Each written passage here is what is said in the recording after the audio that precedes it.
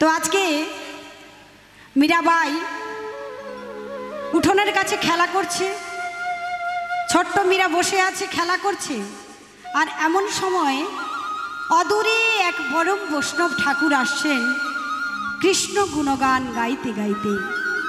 আর এই পরম বৈষ্ণব ঠাকুর কে জানেন? এই পরম বৈষ্ণব ঠাকুর হলেন রুহি দাস।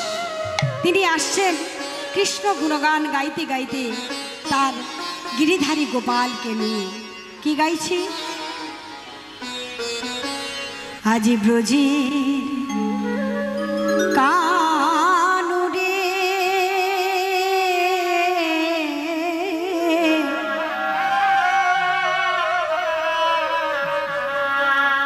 কোন দুঃখে তুই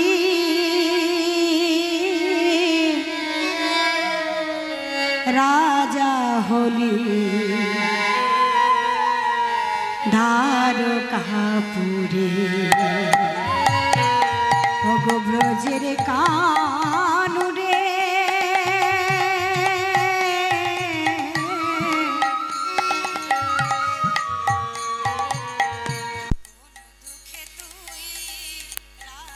হলি দ্বারকাপুরে। ওই আমার বজের কানুরে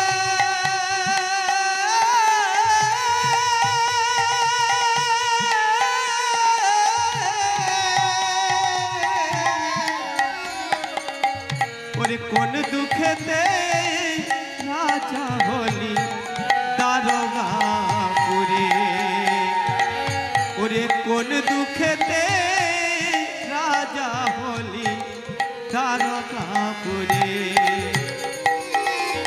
আর বাজিয়ে ব্রজে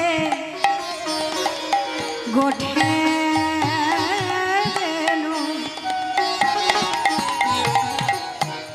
চড়াবি না আর কি ধেনু, বাজিয়ে বোঝে গুঠে বেলু,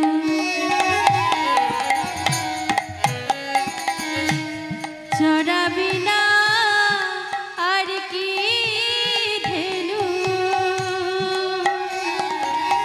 আজ করিবি না আর ব্রজে পাগল,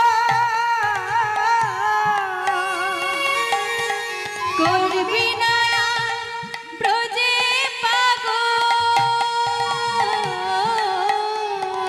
ওই না বাঁশির সুরে কোন দুঃখে তুই রাজা হলি দ্বারকাপুরে। ওই আমার বজের বিদায় গৌরী প্রেমানন্দে হরি বল হরি বল। কোন দুঃখেতে রাজা হলি দারোগাপুরে, ওই আমার বজের কানুরে ও কানুরে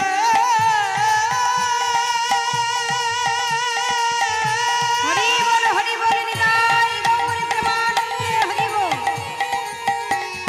ও বজের কানুরে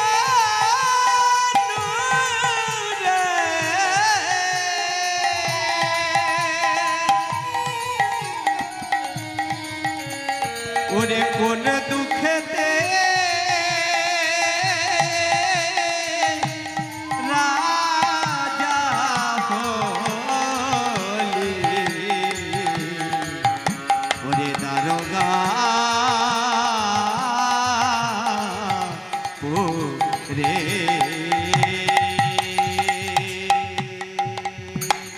ছুটে গেলেন মীরা।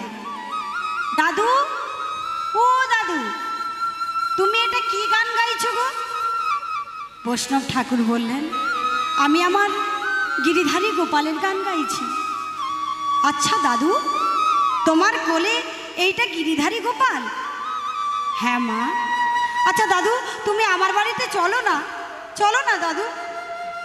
কিন্তু মা, আমার তো গিরিধারী গোপালের সেবা দিতে হবে, বেলা বয়ে যাচ্ছে। আমি এখন যেতে পারবো না মা। না, তুমি চলো না দাদু, তুমি চলো না আমার বাড়িতে। আমার বাড়িতে তোমার গিরিধারী গোপালকে সেবা দেবে, চলো না দাদু। পেছন থেকে বাবা রত্নসিংহ ছুটে এসে বলছে, বেশ তো, মেয়েটা এত করে বায়না করছে, চলুন না, আমি আপনার গিরিধারী গোপালের সেবার সমস্ত ব্যবস্থা করে দেব, চলুন। বেশ, তাই হবে। বৈষ্ণব ঠাকুর গেলেন। রত্নসিংহ খুব সুন্দর করে আসন দিয়েছে বৈষ্ণব ঠাকুরকে, পাদ অর্ঘ্য দিয়ে বৈষ্ণব ঠাকুরকে চরণ ধৌত করে দিচ্ছে। দেখুন মা, এখান থেকে আমাদের একটা শিক্ষা পেলাম। আজ যদি কোনো বৈষ্ণব ঠাকুর যদি আমাদের বাড়িতে আসে, বৈষ্ণব ঠাকুরকে সেবাতে সন্তুষ্ট করলে শুধু বৈষ্ণব ঠাকুর এই সেবাতে সন্তুষ্ট হয় না মা, বৈষ্ণব ঠাকুরকে সন্তুষ্ট করলে ভগবানও সন্তুষ্ট হয়। কেন বললেন? বৈষ্ণব হলেন ভগবানের প্রাণ। তাই একদিন মহাপ্রভু সনাতনকে বলেছিলেন, শোনো সনাতন, জীবে দয়া নামে রুচি বৈষ্ণব সেবন, ইহা ভিন্ন ধর্ম নাহি, শোনো সনাতন। জীবে দয়া করতে হবে, নামে রুচি আনতে হবে, আর কি করতে হবে? বৈষ্ণব সেবা দিতে হবে। ভালো করে মন দিয়ে শুনুন মা, আমরা ভক্তি জগতে আছি তো, আমাদের কি কি করা উচিত? আমাদের প্রথমে জীবে দয়া করতে হবে। জীবে দয়াটা মানে কি? আমরা বুঝি জীবে দয়া মানে কাউকে খেতে দিলাম, কাউকে একটা বস্ত্র দান করলাম, হরে কৃষ্ণ, কাউকে ঔষধ দিলাম, এগুলো প্রকৃত জীবে দয়া নয়। এগুলো দয়া হতে পারে, কিন্তু এগুলো সব অনিত্য। তাহলে নিত্যটা কি? যে দয়া করলে জীবের আর কোনো অভাব অনটন, কোনো দুঃখ থাকে না। গীতাতে বললেন, জংলব্ধ চাপরং লাভং মন্যতে নাধিকং তত। যে দয়া করলে জীবের আর কোনোদিন কোনো কিছু লাগে না, তার সমস্ত অভাব অনটন দুঃখ সব কিছু দূরীভূত হয়ে যায়, সেই দয়া আমাদের করতে হবে। সেটা কি? বললেন কৃষ্ণ ভক্তির শিক্ষা। নিতাই গৌরী প্রেমানন্দে হরি বল। তাই আজকে একদিন মহাপ্রভুর আদেশে নিত্যানন্দ প্রভু জীবের দ্বারে দ্বারে গিয়ে আজকে একটাই কথা বলেছিলেন। কি কথা গো মা? টাকা পয়সা চেয়েছিল? গাড়ি বাড়ি চেয়েছিল? কি চেয়েছিল? হ্যাঁ, বলো কৃষ্ণ, ভজ কৃষ্ণ, করো কৃষ্ণ শিক্ষা। হরি বল, হরি বল। নিতাই গৌরী প্রেমানন্দে হরি বল। বল হরে কৃষ্ণ। তাহলে জীবে দয়াটা আমরা বুঝতে পারলাম তো, এটা হলো আমাদের প্রকৃত ধর্ম, প্রকৃত জীবে দয়া। আর কি করতে হবে? আসতে নামে রুচি আনতে হবে। শাস্ত্রে বললেন, কৃতে ধ্যায়ত বিষ্ণু ত্রেতায়াং যজত মখই দাপরে পরিচর্যায়াং কলৌ তত হরি কীর্তনা। সত্যযুগে মানুষ বাঁচত কতদিন? 1,00,000 বছর, আর ধ্যান করত।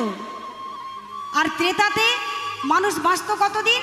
না 10,000 বছর, তারা যজ্ঞ করে ভগবানকে লাভ করত। আর দাপর যুগে তারা 1000 বছর বাঁচত, পূজা অর্চনা করে ভগবানকে লাভ করত। কিন্তু এই কলি যুগে আমাদের আয়ু কত কত গো মা? 100 বছর এখন আর নেই। 100 বলেছে, কিন্তু 100 নেই আর। 30-40 এখন আরও হয়তো কমে আসবে।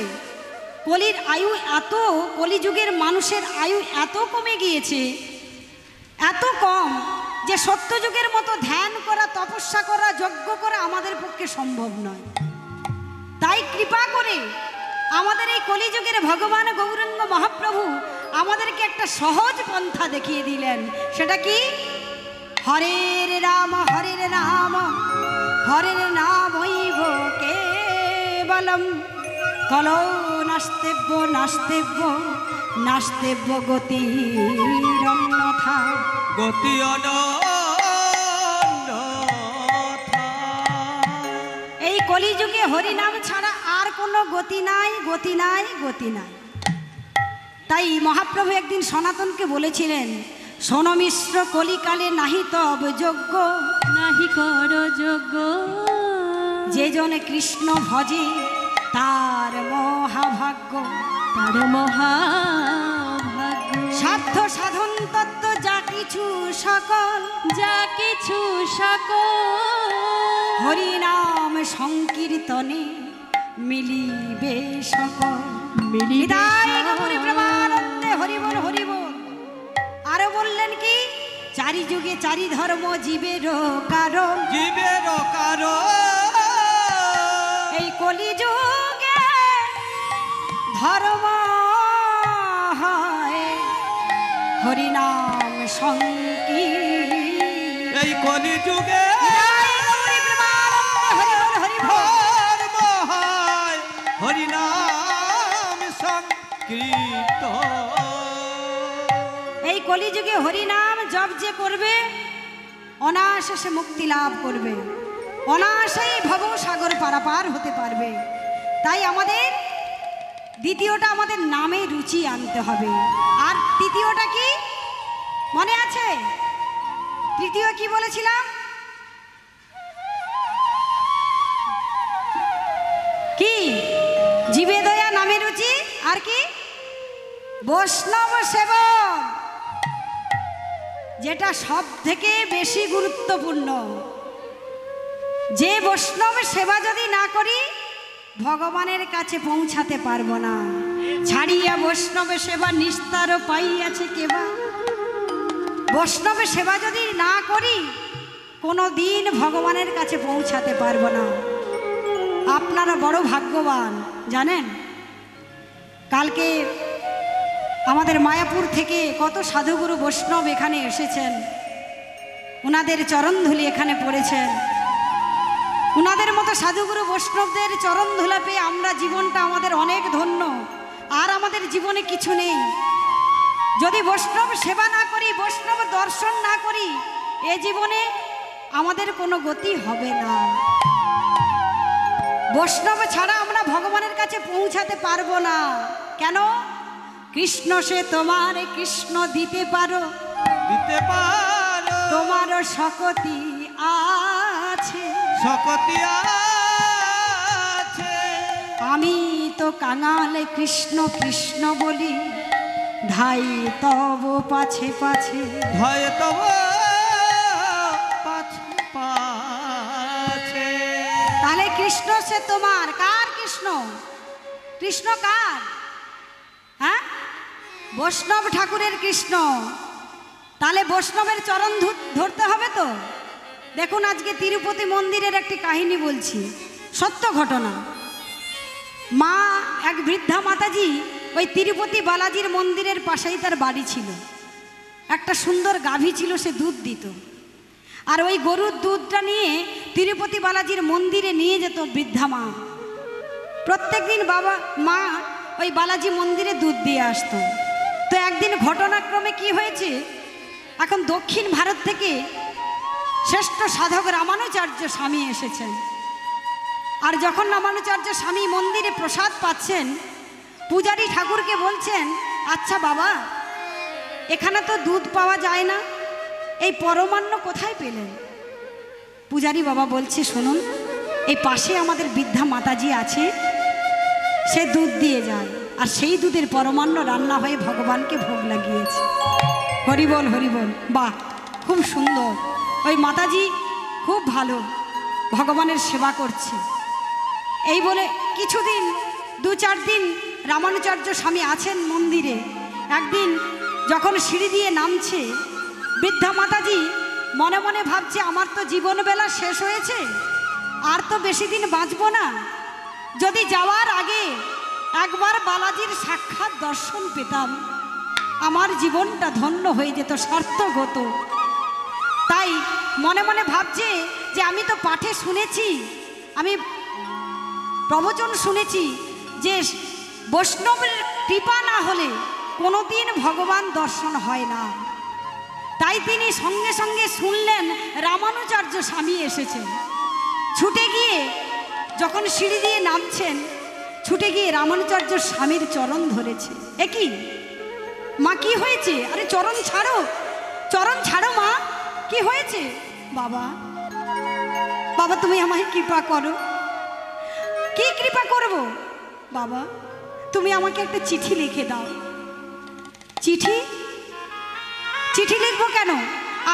আমি একবার সাক্ষাৎ বালাজির দর্শন পেতে চাই। তুমি আমায় কৃপা করো বাবা, কৃপা করো। বৃদ্ধা মাতাজিকে দেখে রামানুচার্য স্বামীর করুণা হলো।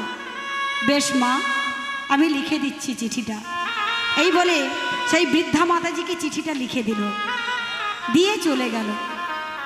আর এদিকে বৃদ্ধা মাতাজি চিঠিটা নিয়ে বিকেলবেলা আস্তে আস্তে করে 2-4টা সিঁড়ি বেয়ে বালাজির মন্দিরে উঠছে, বালাজির হাতে দেবে। আর যেই না উঠেছে সঙ্গে সঙ্গে একজন ছোট্ট বালক ছুটে এসে বলছে, ও মা, মা তুমি কোথায় যাবে গো? বৃদ্ধা মাতাজি বলছে, বাবা আমি বালাজির মন্দিরে যাব, আমি বালাজির হাতে এই চিঠিটা দেব। ও এই ব্যাপার, তুমি এক কাজ করো মা, তুমি আমাকে চিঠিটা দাও, আমি ছুটে যাব বালাজির হাতে দেব আর ছুটে চলে আসব। বৃদ্ধা মাতাজি বলছে, না না বাবা তুই পারবি না, তুই ছোট। আরে তুমি দাও না মা, আমি এখনই ছুটে যাব, ছুটে আসব। তুই পারবি তো বাবা? হ্যাঁ মা আমি পারবো, তুমি দাও না। বালাজি বৃদ্ধা মাতাজি ওই ছেলেটার হাতে দিয়েছে, দেওয়ার পর আর যাচ্ছে না। কি হলো বাবা? যা ছুটে গিয়ে বালাজির হাতে দিয়ে আয়। আর যাচ্ছে না। আরে কি হলো? মুচকি মুচকি হাসছে। তুই হাসছিস? দূর বাবা, তুই আমাকে দে তো, আমার চিঠিটা দে তো, আমি গিয়ে দিয়ে আসি। মাকে বলছে, মা, মা বলো তো তুমি কার হাতে দিতে বলেছো? বলছে, কেন বালাজির হাতে। মা গো একবার তাকিয়ে দেখো তো আমার দিকে, আমি কে? যেই না সেই বৃদ্ধা মাতাজি তাকিয়েছে, আর বালাজি দাঁড়িয়ে আছে শঙ্খ চক্র গদা পদ্মধারী চতুর্ভুজ নারায়ণ। নিতাই গৌরী প্রেমানন্দে হরিবল হরিবল। বৃদ্ধা মাতাজি দর্শন করে সঙ্গে সঙ্গে চরণে লুটিয়ে পড়ল। বাবু, হে প্রভু, তুমি আমায় দর্শন দিয়েছো দয়াময়, তুমি আমায় কৃপা করেছো, আমি ধন্য হয়ে গেছি প্রভু, ধন্য হয়ে গেছি। আনন্দে ভগবানের গুরু কীর্তন গাইছি। শ্রীকৃষ্ণ গোবিন্দ হরে মুরারে, হে নাথ নারায়ণ বাসুদেব। শ্রীকৃষ্ণ গোবিন্দ হরে মুরারে, হে নাথ নারায়ণ বাসুদেব। হরি বল। কৃষ্ণ গোবিন্দ হরে মুরারি, হে নাথ নারায়ণ বাসুদেব। একমাত্র স্বামী সখা হমারে, একমাত্র স্বামী সখা হমারে, একমাত্র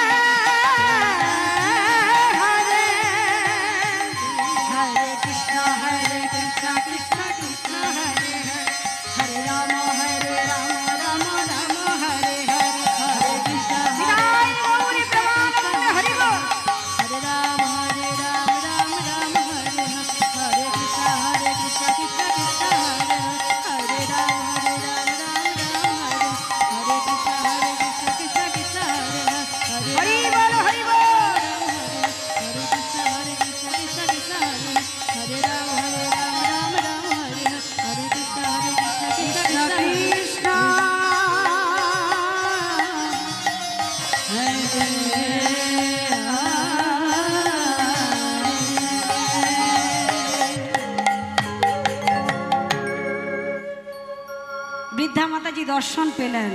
কার জন্য বলতে পারবেন মা? কার জন্য? হ্যাঁ, কার জন্য দর্শন পেলেন? বৈষ্ণব ঠাকুরের জন্য, তাই না? তাহলে এই বৈষ্ণব ঠাকুর চিঠিতে কি লিখেছিলেন এটা জানবেন না? কি লিখেছিলেন? রামানুজার্য স্বামী সেই চিঠিতে লিখেছিলেন একটা কথা, হে বালাজি, হে প্রিয় বালাজি, আমি জানি না এই বৃদ্ধা মাতাজির কি স্বীকৃতি আছে, কিন্তু প্রভু সারা জীবনের আমার যদি কোনো স্বীকৃতি থেকে থাকে আমি এই বৃদ্ধা মাতাজিকে দিলাম, তুমি দয়া করে কৃপা করে তাকে দর্শন দিও।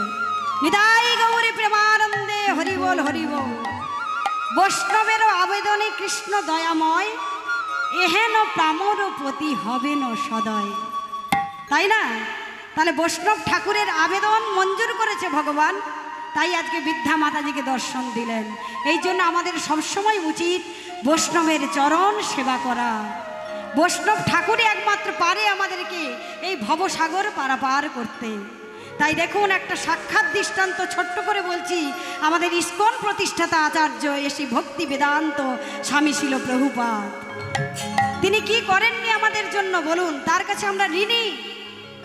আজকে নিজের কথা চিন্তা না করে 70 বছর বয়সে আজকে যে সময় আমাদের বাড়িতে বিশ্রাম করার কথা, সেই 70 বছর বয়সে একটা মালবাহী জাহাজে করে তিনি পাশ্চাত্য দেশে গিয়ে আজকে পাশ্চাত্যবাসীদের কাছে গিয়ে যখন দাঁড়িয়েছিলেন, পাশ্চাত্যবাসীরা প্রভুপাদকে দেখে বলছেন, আপনি তো ভারতীয় সন্ন্যাসী, আপনি কেন এসেছেন আমাদের দেশে?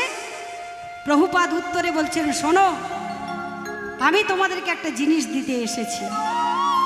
পাশ্চাত্যবাসীরা কালকেই যে বিদেশিরা এসেছিল, আজকে কত আনন্দ বলুন তো।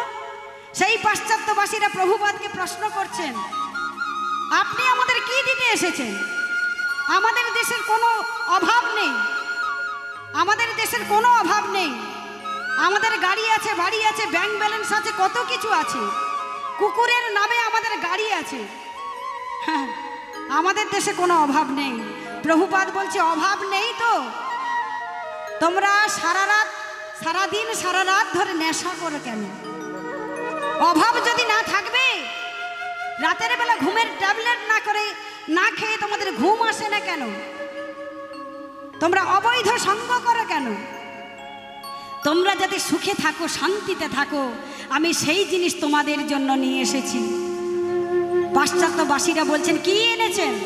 বলছে, শোনো, ইংরেজরা যখন ভারতে গিয়েছিল স্বাধীন ভারতকে লুণ্ঠন করতে, সব কিছু লুণ্ঠন করে ভারত থেকে নিয়ে এসেছিল, কিন্তু একটা জিনিস নিয়ে আসতে পারেনি, সেটা হলো আমাদের ভারতের বৈদিক সংস্কৃতি, চৈতন্য ভাগবতের শিক্ষা, গীতার শিক্ষা, ভাগবতের শিক্ষা নিয়ে আসতে পারেনি। আমি সেইটা ভারত থেকে ছুটে এসেছি তোমাদের দিতে। নিতাই গৌর প্রেমানন্দে হরিবোল। সেইটা দিতে এসেছি। সেই ভাগবতের শিক্ষা, চৈতন্য চরিতামৃতের শিক্ষা তোমরা যদি গ্রহণ করো, আর কোনোদিন তোমাদের দুঃখ হবে না, তোমরা শান্তিতে থাকবে, তোমরা সুখে থাকবে, তোমরা ব্যাক টু গড হেড, তোমরা ভগবানের ধামে পৌঁছে যেতে পারবে। নিতাই গৌর প্রেমানন্দে হরিবোল হরিবোল। প্রভুপাদের প্রচেষ্টা কিন্তু ব্যর্থ হয়নি মা।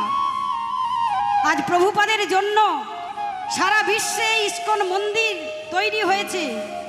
কালকে দেখেছেন তার সাক্ষাৎ প্রমাণ, কত বিদেশিরা এসেছিল এখানে, তারা কত নৃত্য করছে, কীর্তন করছে, ভগবানের নাম করছে।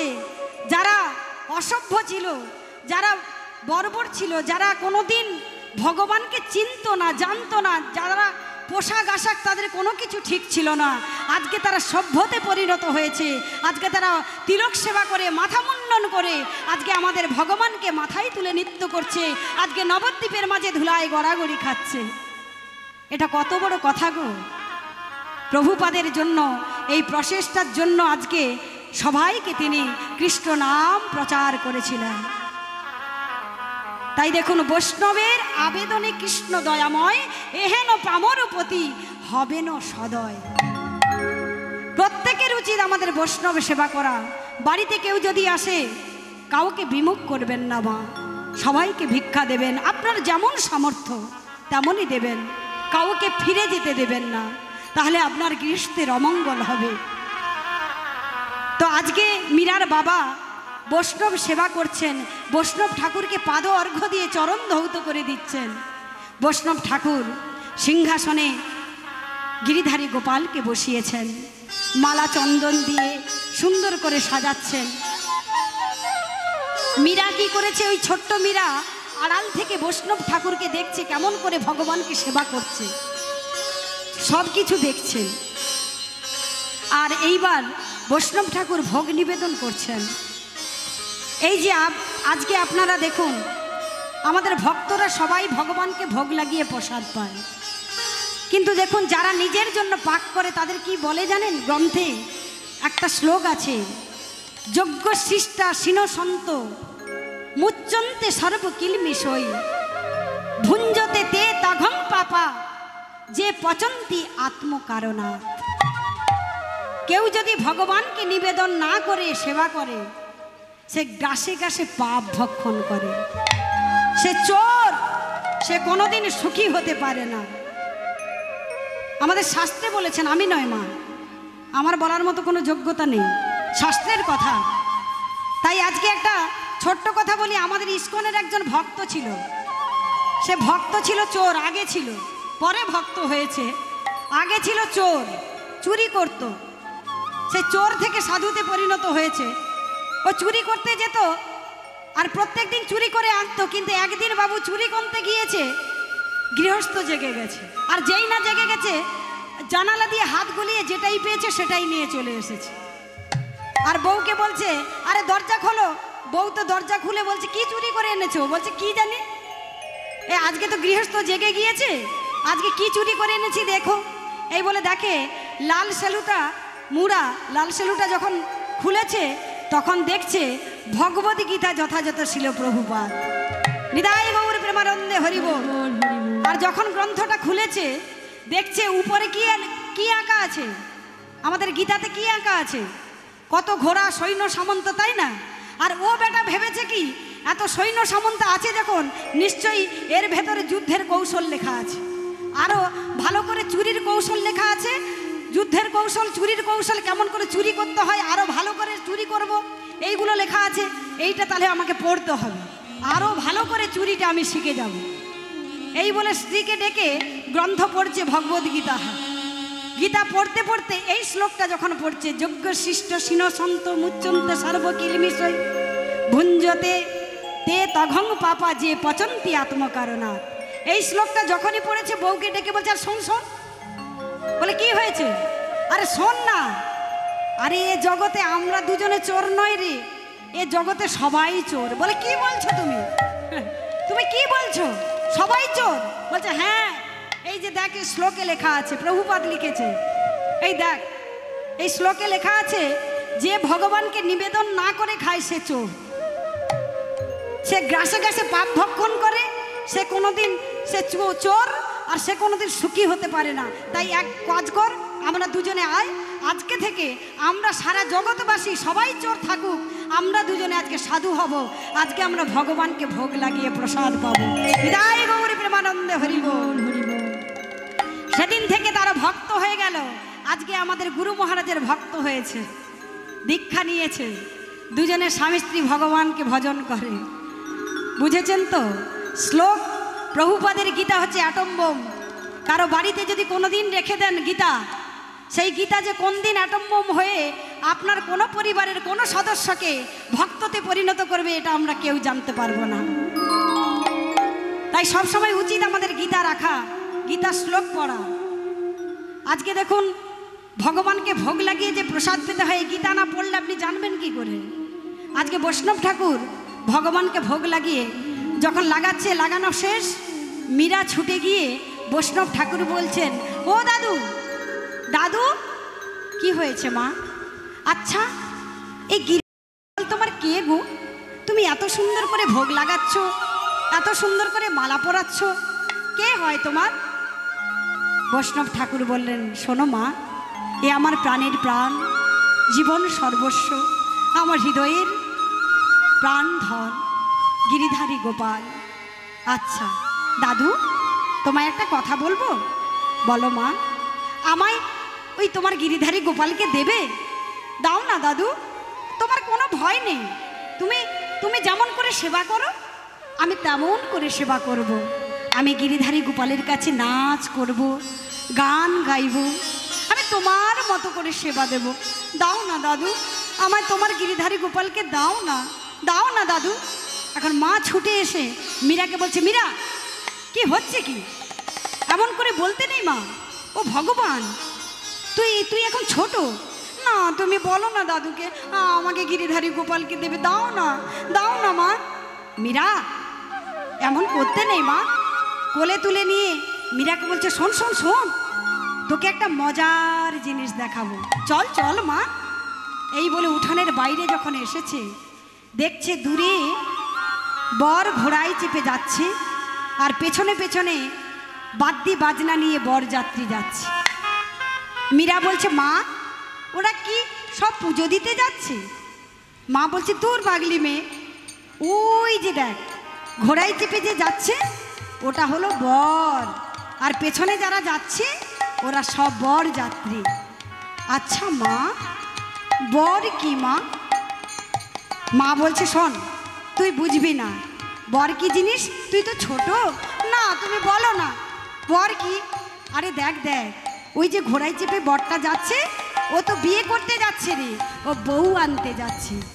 ও মা, আমার বর এনে দাও, আমি বিয়ে করব, আমায় বর এনে দাও মা। মা বলছে, তুই এখন কত ছোট, বড় হ না। ওই বৈষ্ণব ঠাকুর বলছে বড় হ, গিরিধারী গোপালকে দেব, তুমিও বলছো বর এনে দেবো, বড় হ না। আমায় বর এনে দাও, আমার বর চাই, ব্যাস আমি বিয়ে করব, আমি বউ হব, আমার বর চাই। মা দেখছে মীরাকে তো শান্ত করা যাচ্ছে না, কি করব? শোন শোন শোন মীরা। মা কি? তোর বর তো আমি ভেবেই রেখেছি। মা মা তুমি আমার বর কে? মা কে আমার বর? কেন? ওই বৈষ্ণব ঠাকুর যাকে সিংহাসনে বসিয়ে পুজো করছে, ওই গিরিধারী গোপাল তোর বর।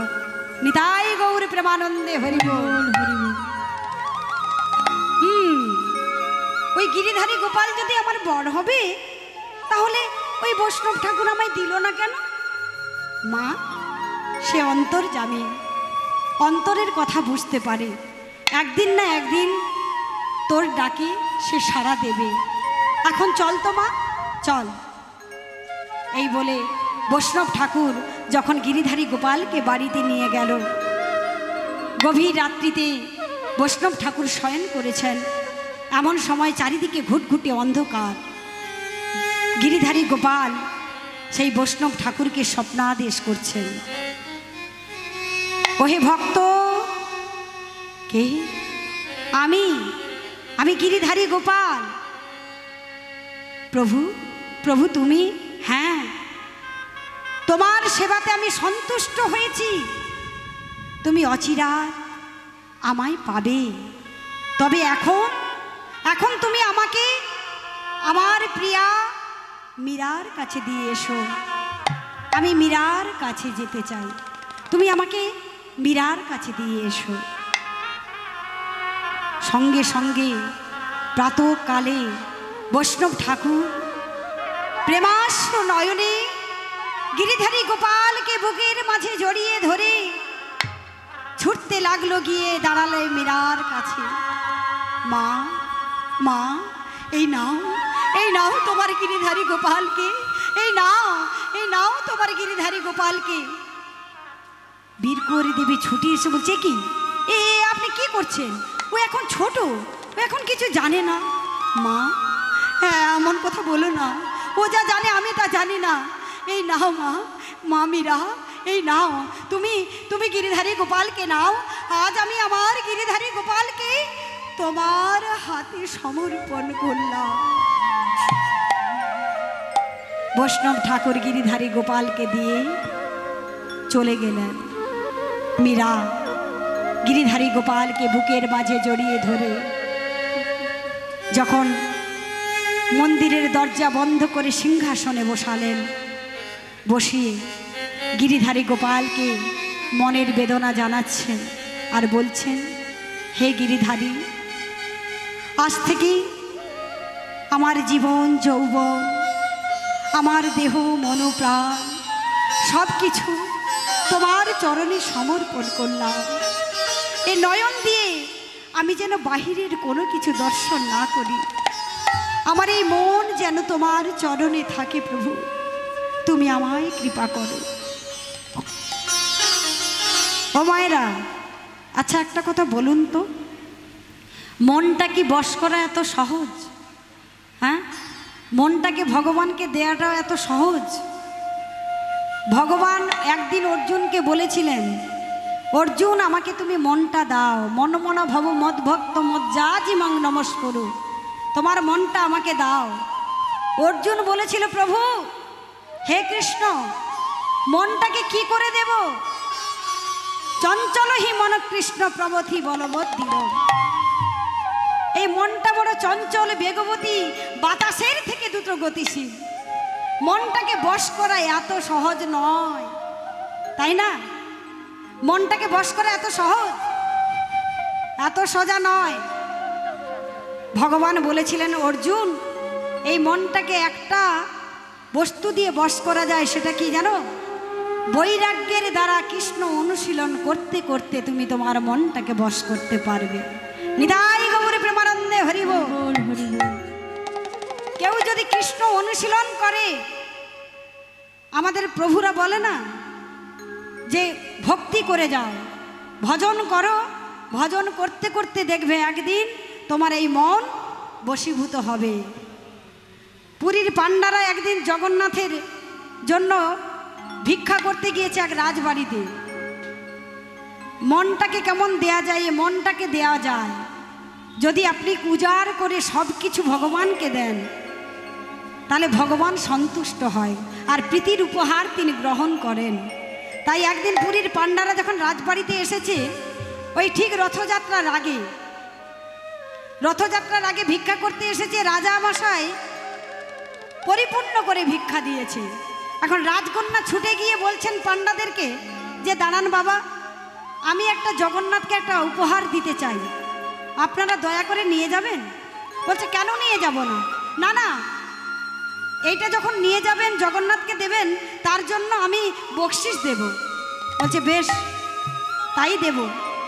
এই বলে সেই বাক্সটা নিয়ে গিয়ে পাণ্ডাদের হাতে দিল। একটা বাক্স নিয়ে গিয়ে হাতে দিয়েছে, পাণ্ডারা নিয়ে চলে যাচ্ছে।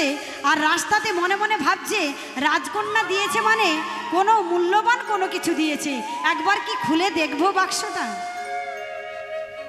আর বাক্সটা খুলে দেখছে একটা ছোট্ট কাগজ। আর যখন কাগজটা দেখেছে, সঙ্গে সঙ্গে ওরা ফেলে দিয়েছে রাস্তাতে। বলছে, দূর, রাজকন্যা রাজবাড়িতে গিয়েছে, আমি জানি রাজকন্যা বহুমূল্য কোনো কিছু, মূল্যবান কোনো কিছু দেবে, এই একটা সামান্য একটা কাগজ দিয়েছে। চলে গেল পুরীর মন্দিরে। আর রাতের বেলা ঘুমিয়েছে, জগন্নাথ উত্তম মধ্যম প্রহার করছে। স্পর্ধা কম নয়। হ্যাঁ, আমার ভক্ত আমাকে প্রীতি সহকারে একটা উপহার দিয়েছে, তোমরা তাকে ফেলে দিয়ে এসেছো বলে খুব মেরেছে। সকালবেলা যখন জগন্নাথের মন্দিরে গিয়ে পর্দা যখন খুলে জগন্নাথকে আরতি করতে যাবে, এমন সময় দেখছে জগন্নাথের বুকের মাঝে সেই এক টুকরো কাগজটা লেগে আছে। সঙ্গে সঙ্গে কাগজটা টেনে দেখছে, তাতে লেখা আছে কি? রাজকন্যা লিখেছে জগন্নাথকে, হে জগন্নাথ, হে জগতের নাথ, হে প্রভু বিশ্ব সৃষ্টির স্রষ্টা, হে প্রভু, এই জগতের সব কিছু তোমার, কিন্তু আমাদের দেহের যা কিছু আছে সব তোমার, কিন্তু আমার এই মনটা আমার এই মনটা আমি তোমার চরণে দিলাম। নিতাই গৌর প্রেমানন্দে হরি বল, হরি বল। তাই মনটাকে আমাদেরকে ভগবানকে দিতে হবে, তবেই আমরা ভগবানকে লাভ করতে পারবো। মনটাকে বশীভূত করতে হবে কি করে? কৃষ্ণ অনুশীলন করতে হবে, কৃষ্ণ ভক্তির দ্বারাই বশ করতে হবে মনটাকে, তবেই আমরা ভগবানকে পাবো। তাই আজকে মীরা বলছে, প্রভু তোমার চরণে আমার মনটা যেন অটুট থাকে, আর কোনো কিছুতেই আমি চাই না। যেমন ফুলের মধু খেতে ভ্রমর যেমন ফুলের মধু পান করবার জন্য তোমার ফুলের উপরে বসে আর অন্য কোথাও যায় না, যে ফুলে মধু থাকে সেই ফুলেই যায়, তেমনি আমার এই মনটা যেন তোমার চরণ পাদ পদ্মে থাকে। হরিবল হরিবল। তাই বলছেন বসমরি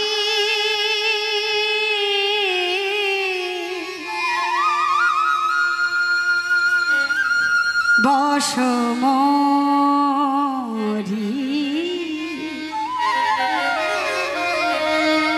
বসমরি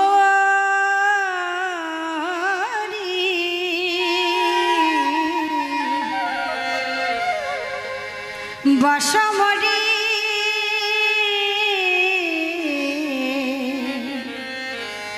नैनन में नंदला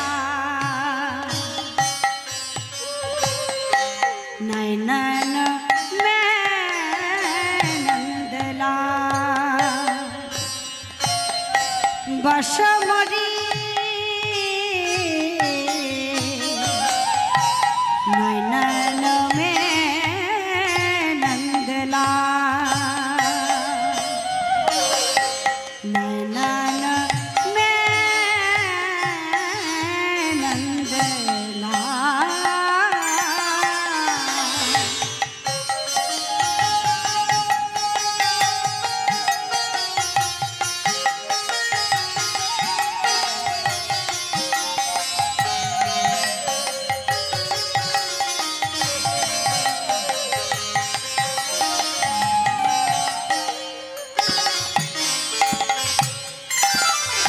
सागरी सूरत मोहन मुराती है, सागरी सूरत मोहन मुराती है, नयन बने विशाल